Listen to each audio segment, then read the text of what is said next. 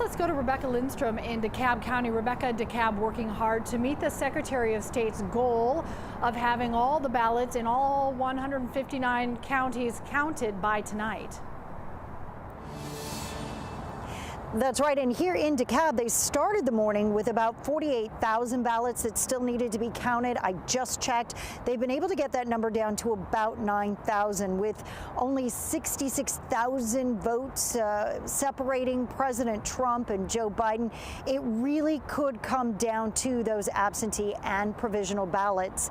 This all sort of gives you the question, though, how did Georgia end up being such a competitive state? And I spent the day talking with two Emory professors about that question. And they say, first, we really do have to look at the demographics. Now, when President Clinton won this state back in 1992, we had about 4 million fewer people. So we've gained in population. And of those 4 million people, half of those are Black, a quarter of them Hispanic. And they say also the disapproval of how the president has handled COVID played into this vote.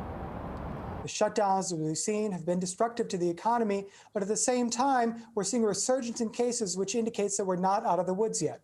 And I think for many voters, especially many college-educated voters, that dynamic, again, the economy and the COVID-19 pandemic, are really key and have really shaped their vote choice. DeKalb says they are working to try to meet that goal of having all of these votes counted tonight, but they will not be rushed. They're going to make sure that these votes are counted correctly. Back to you.